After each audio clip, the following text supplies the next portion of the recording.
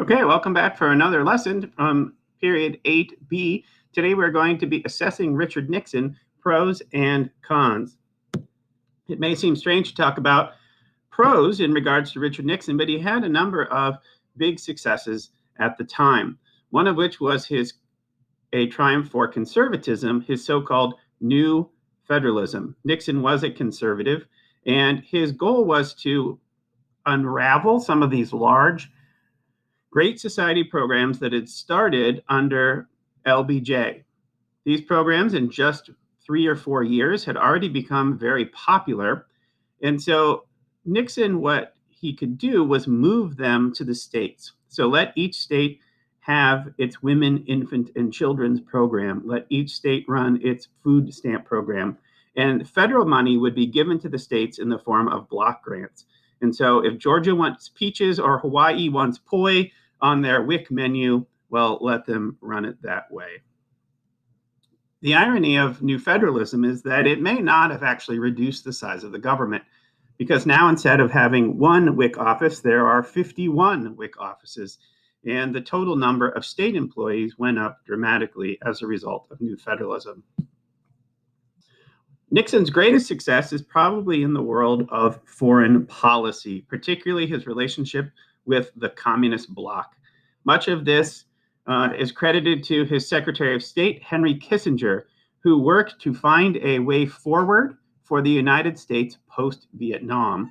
If Truman had committed us to containment, it was evident now in the waning years of Vietnam that America would no longer do, as Kennedy said, to bear any price for the pursuit of liberty.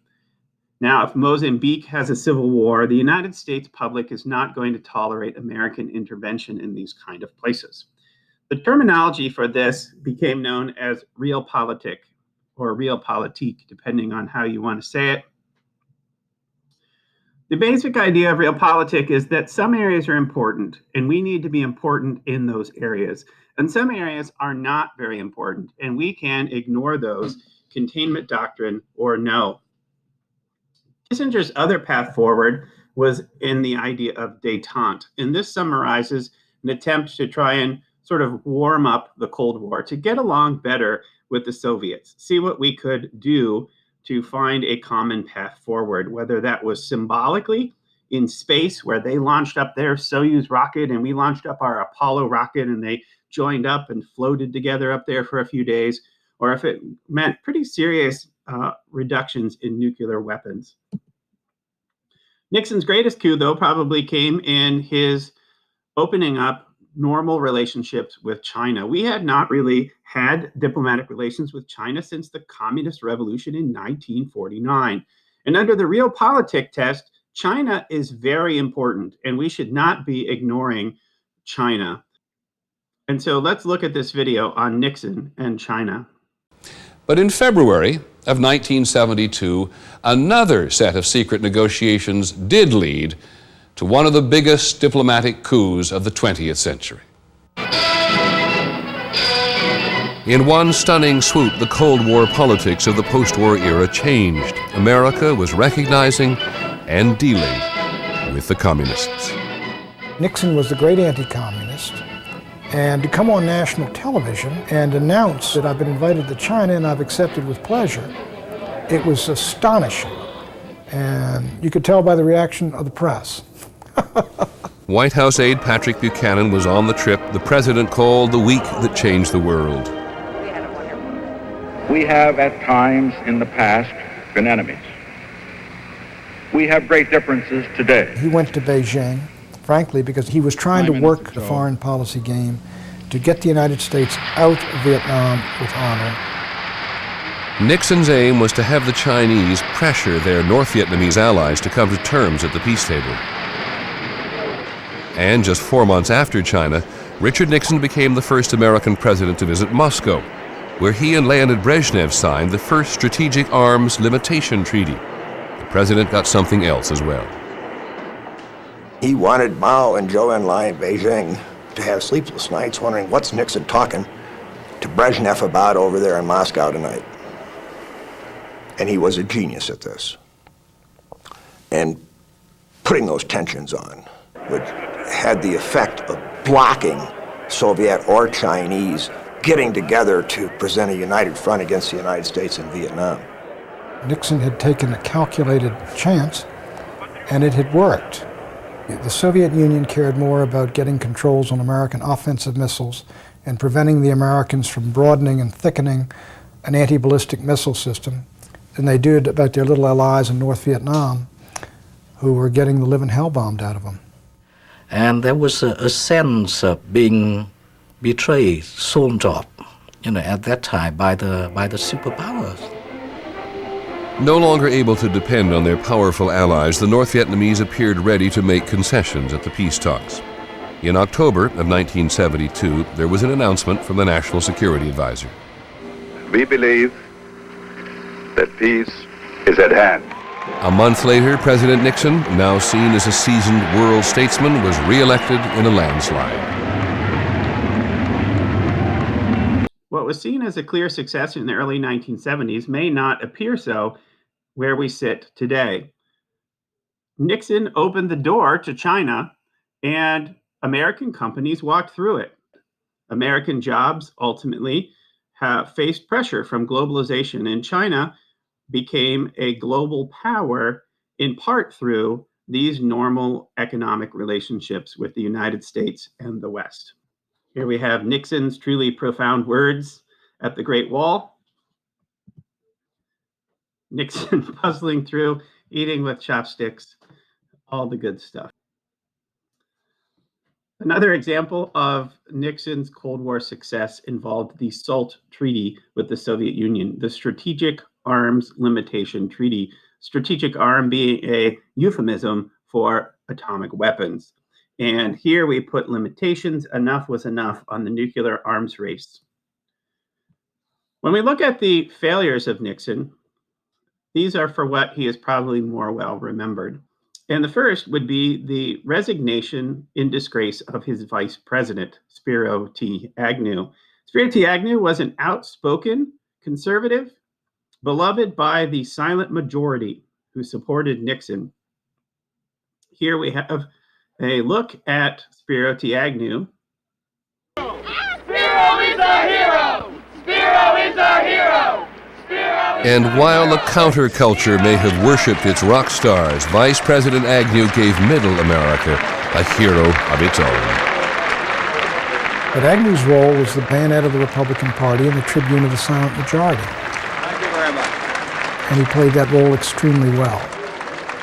Thank you very much. The man who had been a joke in 1968, at the end of '69, was the third most admired man in America, behind the president and Billy Graham. A spirit of national masochism prevails, encouraged by an effete core of impudent snobs who characterize themselves as intellectuals. Agnew's speeches delivered to enthusiastic audiences attacked everything from professors, students, and reporters to the counterculture's favorite music and movies. By the late 60s, everything was political. But Spiro T. Agnew was brought down in a corruption scandal of taking kickback money under the table from construction contracts during his extensive time serving in Maryland government. And this included he would continue to take these payments even as he was vice president. The expose of this in 1973 led to his resignation after serving over 4 years as the vice president. A second consideration in Nixon's failure is the economy. Now, most of the time during Nixon's years, the economy continued to do well. But in 1973, the economy hit the skids. And this was a very unique situation called stagflation, which is a combination of stagnation and inflation. Stagnation describes an economy that's not growing. Inflation describes the loss of value in the American money. Typically, these things never go together. When the economy is doing well, people can afford to buy more, and we experience inflation as a result of increased demand. When the economy is bad, prices tend to stagnate or go down. Here we have a situation where people are not doing better economically and prices for goods are getting more expensive. Typically, this will not happen in a normal economic cycle, but the United States was facing external pressures from a crisis called the OPEC oil embargo. Now, in the world, there are places that have oil and there are places that do not have oil. And there are friends of the United States and there are not friends of the United States. And OPEC tended to be a combination of countries that had oil and were not a very big fan of the United States.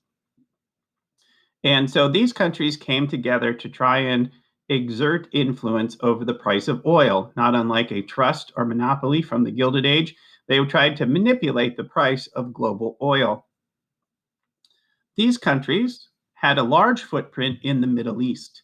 And also in the Middle East is America's ally, Israel. The United States had supported the creation of Israel. The United States had backed the nation of Israel in the Six-Day War in the 1960s. And in 1973, Israel's neighbors attacked Israel in what was known as the Yom Kippur War. We continued to support Israel during this conflict.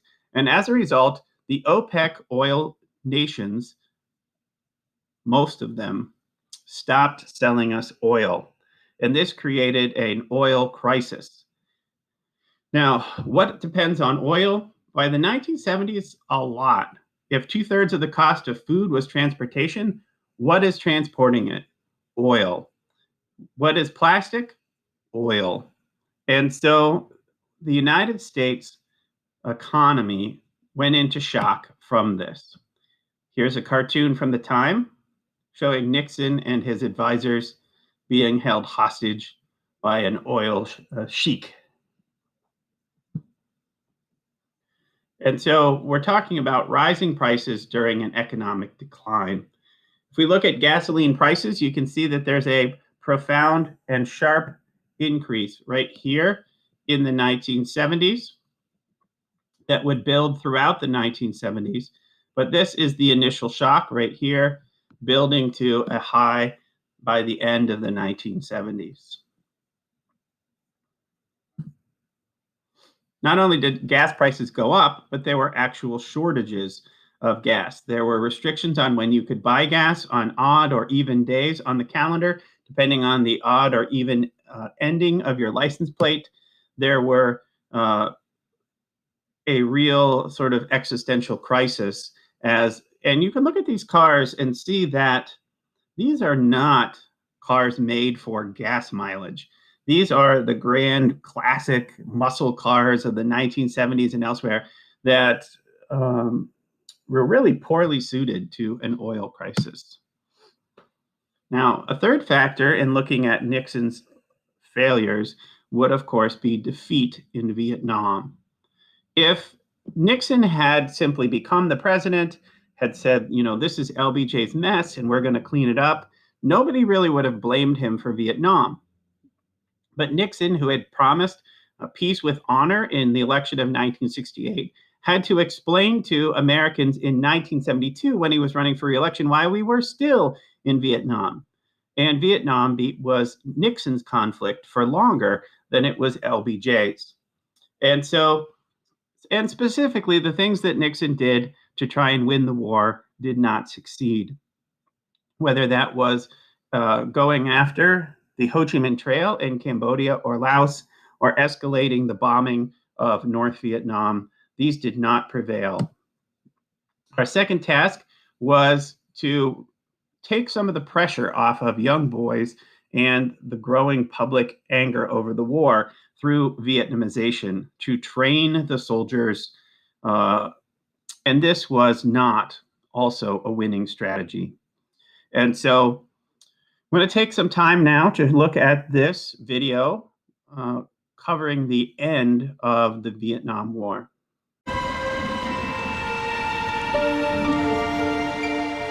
I'm just like most of the guys I would say in Vietnam. I'm just going to do my time and get out of here if I can. I'm not here to win a war. I'm just here to do my time and rotate.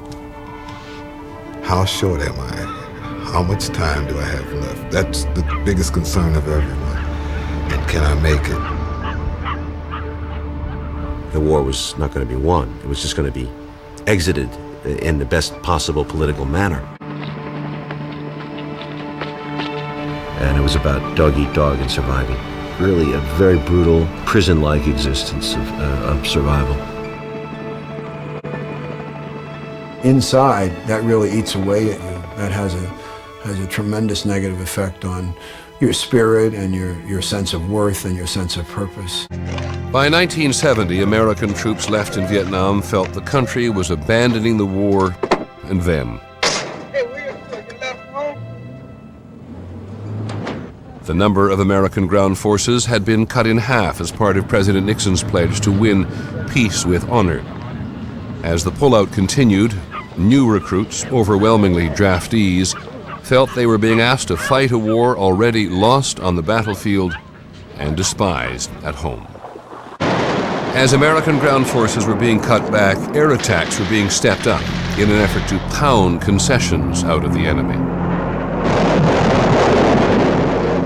But continuous rounds of bombing and hundreds of thousands of casualties did little to deter an adversary continuously resupplied by China and the Soviet Union, and able to recruit seemingly endless numbers of people. I saw the war as completely unwinnable, which made it even worse, even more criminal. Go on fighting a war that you know you can't and won't win. It struck me as worse than criminal, it struck me as insanity. As the war dragged on into the 10th year of American military involvement, there was still no end in sight.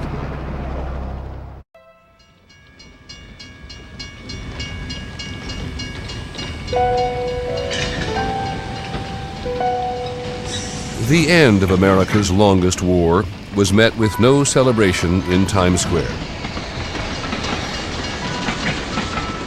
No honking of horns on Main Street, USA. The day the peace agreement in Vietnam was signed went by like any other. People were prospering, the economy was booming, and most of the people didn't give a damn about Vietnam, whatever they say now. They really didn't. It was very despairing, very rough years coming back from that war for most vets. I didn't feel like I fit or something. I wasn't the same person, that's for sure. I didn't feel like a civilian. It's hard to explain. I was very uncomfortable coming home, very uncomfortable. I'm on a civilian plane. I'm flying from Los Angeles to Newark nonstop.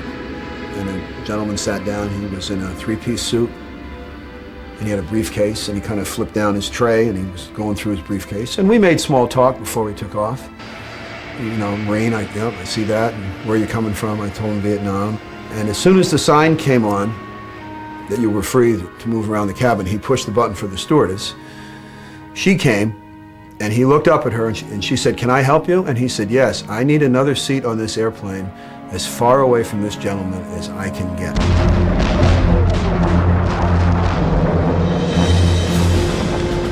In April of 1975, 2 years after American combat troops had left Vietnam, North Vietnamese forces reached the outskirts of Saigon, the South Vietnamese capital. An ally the United States had supported with men and material for nearly 2 decades was about to fall to the communists. It's almost like we were never there now. And that's the tragedy of it, I think. On April the 29th, there were still more than 1,000 American personnel in the city. They and 6,000 desperate South Vietnamese were helicoptered out as the last remnants of American power fled Saigon. Veteran Phil Caputo had returned to Vietnam as a reporter. And the North Vietnamese were shelling Tan Son Nhut Air Base. Boy, I remember some of those shells landing close to them. The building was just trembling. And somebody said, "Go, go, go." And I remember running out and just leaping in this big CH-53 helicopter, huge thing. Come on, this way. Hey, this way. Come on. Come on, let's go. must have been 60, 70, maybe 80 Vietnamese refugees and a few American newsmen, a handful of people from the embassy. And then the helicopter took off. I remember just looking down and just seeing this brown and green country. And then we crossed the coast.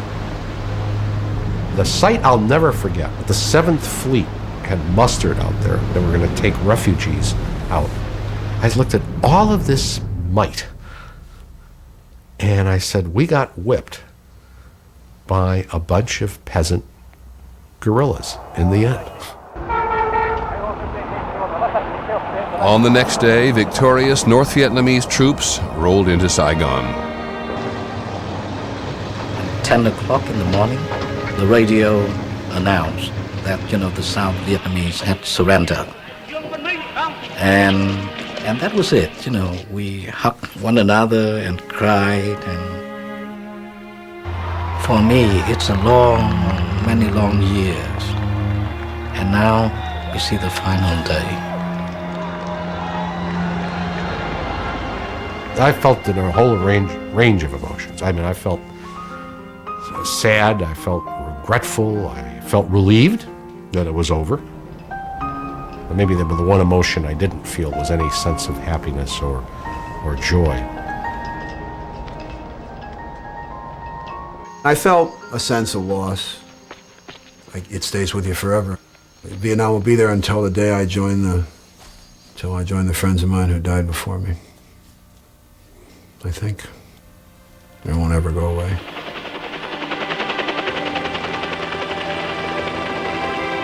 For America, the fall of Vietnam would symbolize the end of an era, the post-war era of confidence, unity, and optimism. America had found that there were some burdens too great to bear, and some prices too steep to pay.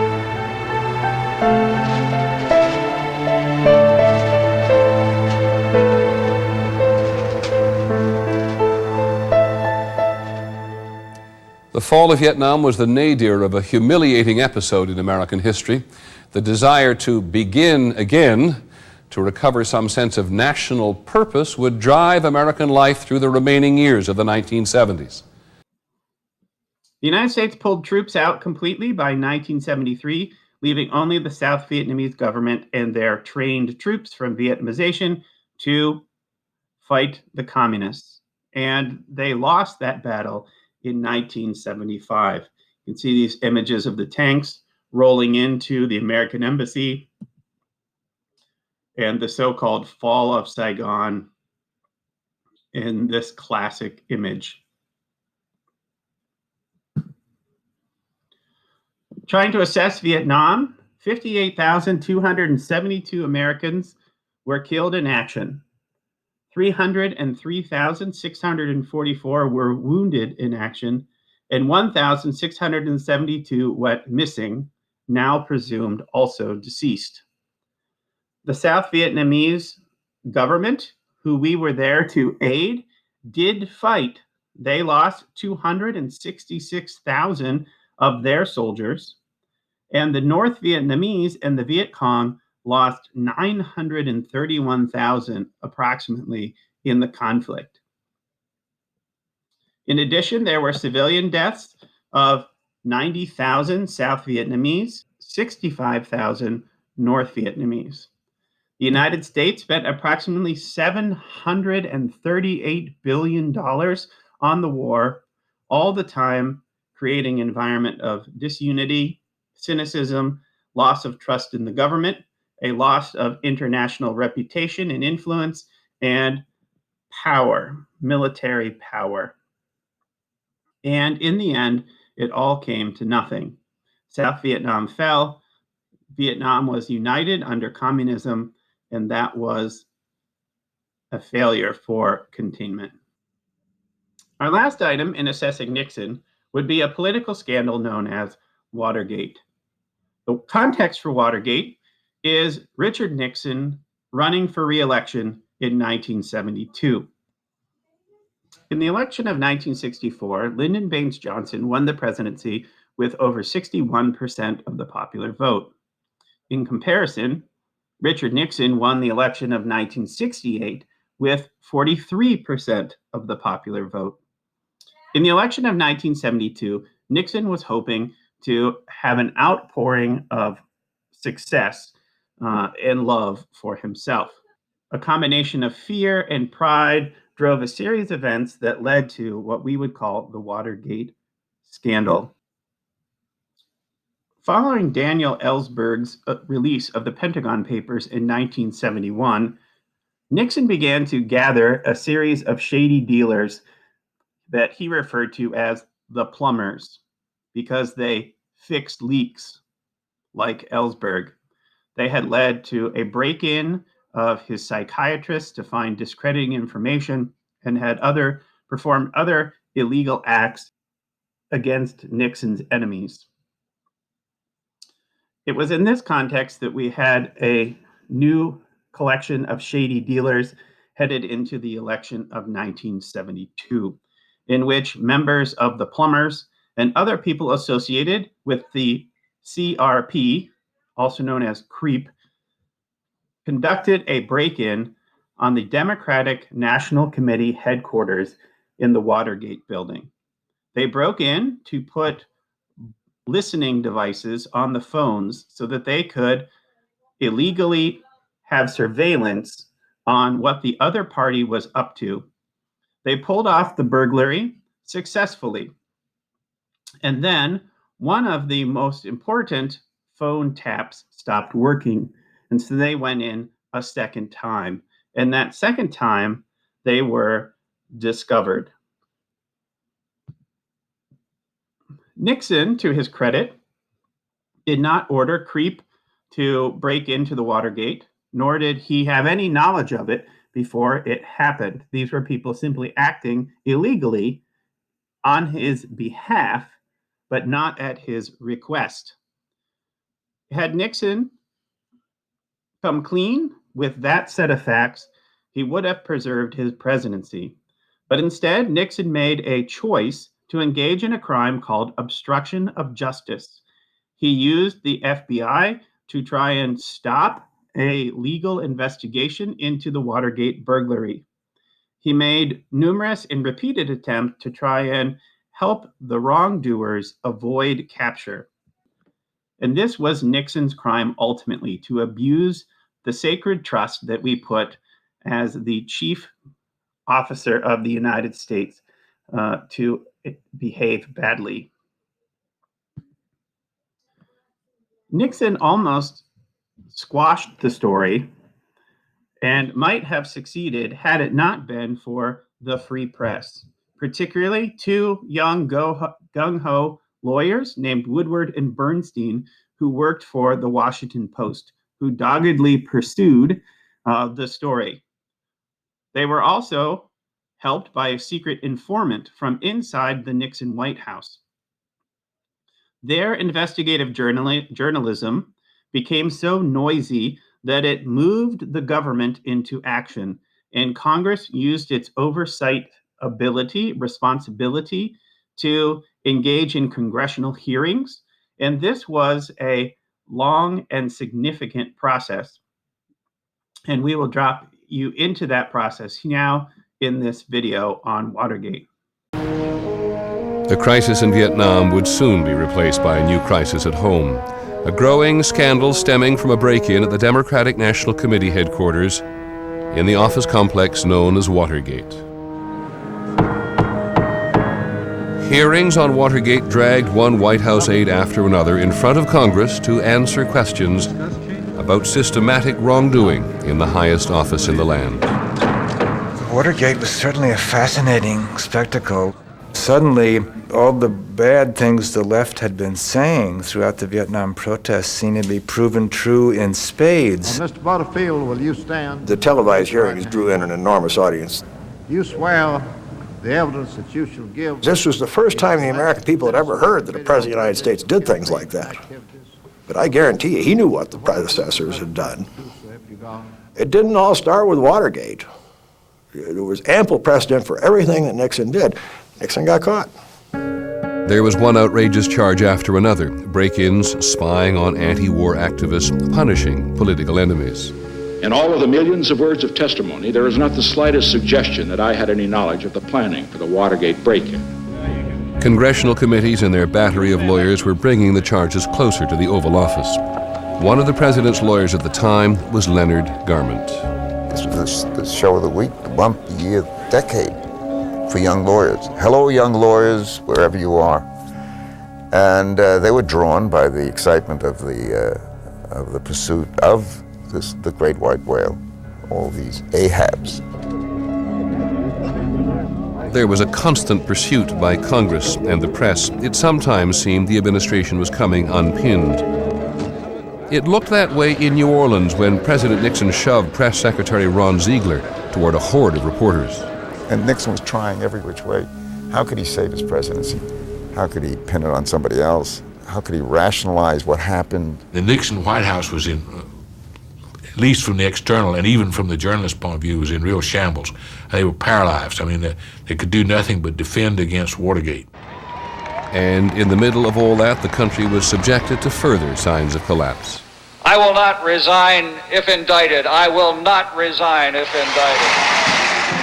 In October of 1973, Vice President Agnew, the administration's top spokesman for law and order, did resign after he was charged with extortion, bribery, and tax evasion in a separate scandal all his own. Ladies and gentlemen, the President of the United States. But even as his allies were falling around him, the president was determined to finish his watch.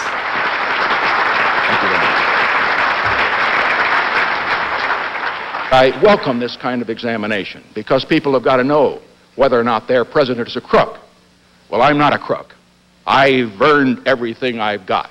Imagine a president of the United States in a news conference on national television saying, I'm not a crook. You never even before that ever conceived that a president might be a crook. It just all began to mount up, and ultimately it was a collapse. Good evening. This is the 37th time I have spoken to you from this office, where so many decisions... Finally, it was all too overwhelming, even for the toughest of battle-scarred politicians. Each time. I shall resign the presidency effective at noon tomorrow. You could never take the presidency quite as seriously again. It maybe was purgative. It kind of ended that particular unhappy decade to have Nixon resign and the rather blank but benign figure of Jerry Ford take over.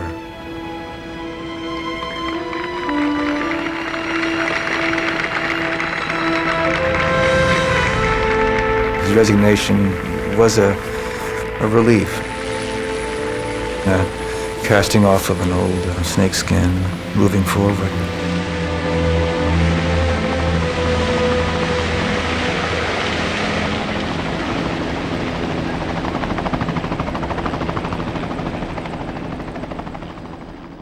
Signature moments included Nixon's "I am not a crook," and the revelation that Nixon had kept voice recordings of all of the things that had gone on in the White House. Now the smoking gun was right available on these tapes. Ultimately, when these tapes came out, Nixon was cooked, and ultimately this led to his resignation of the presidency in the summer of 1974. Here we have a classic photo of Nixon and Pat Nixon here getting on the plane, and all of a sudden now Nixon now resigned the presidency in disgrace. He's ducking head into the helicopter, but no, he turns around and flashes one more Nixon V for victory, going out on top, baby, before he ducks back in there. And so ends America's involvement with Richard Nixon. So let's summarize today with a little video called History versus Richard Nixon. The presidency of the United States of America is often said to be one of the most powerful positions in the world. But of all the U.S. presidents accused of misusing that power, only one has left office as a result. Does Richard Nixon deserve to be remembered for more than the scandal that ended his presidency? Find out as we put this disgraced president's legacy on trial in History versus Richard Nixon. Order, order. Now, who's the defendant today? Some kind of crook? Ahem. No, Your Honor. This is Richard Milhouse Nixon, the 37th President of the United States, who served from 1969 to 1974. Hold on. That's a weird number of years for a president to serve. Well, you see, President Nixon resigned for the good of the nation and was pardoned by President Ford, who took over after him. He resigned because he was about to be impeached, and he didn't want the full extent of his crimes exposed. And what were these crimes? Your Honor, the Watergate scandal was one of the grossest abuses of presidential power in history. Nixon's men broke into the Democratic National Committee headquarters to wiretap the offices and dig up dirt on opponents for the re-election campaign. It was established that the president did not order this burglary. But as soon as he learned of it, he did everything to cover it up, while lying about it for months. Yes, but it was for the good of the country. He did so much during his time in office and could have done so much more without a scandal jeopardizing his accomplishments. Accomplishments? Yes, Your Honor. Did you know it was President Nixon who proposed the creation of the Environmental Protection Agency and signed the National Environmental Policy Act into law? Not to mention the Endangered Species Act, Marine Mammal Protection Act, expansion of the Clean Air Act. Sounds pretty progressive of him. Progressive? Hardly. Nixon's presidential campaign courted Southern voters through fear and resentment of the civil rights movement.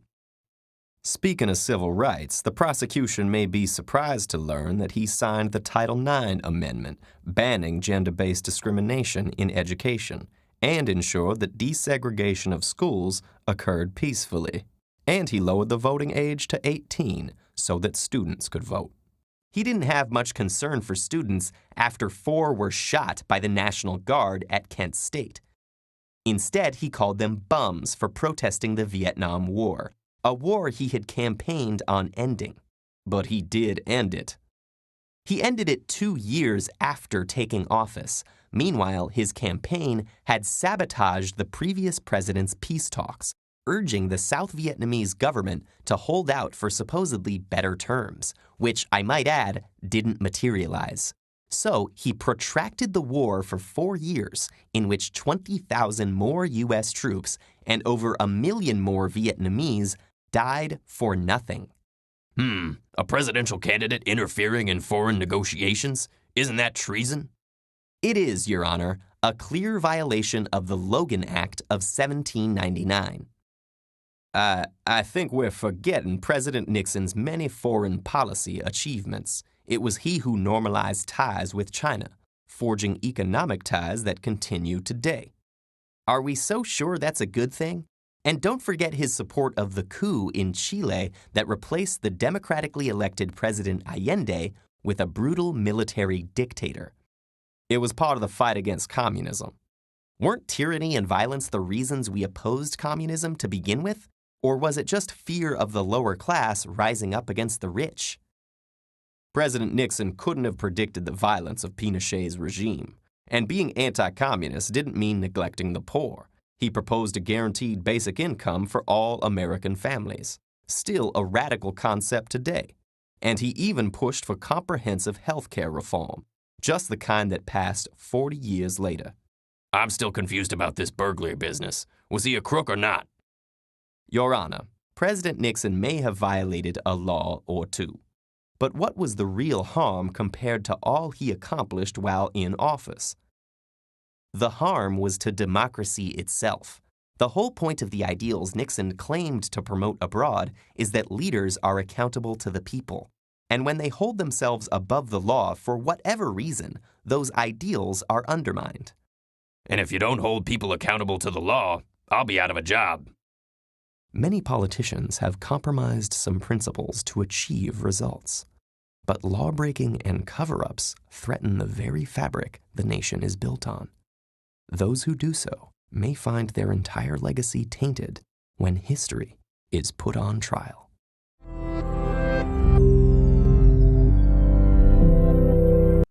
All right, we'll be back tomorrow for some real live learning on 70s social movements.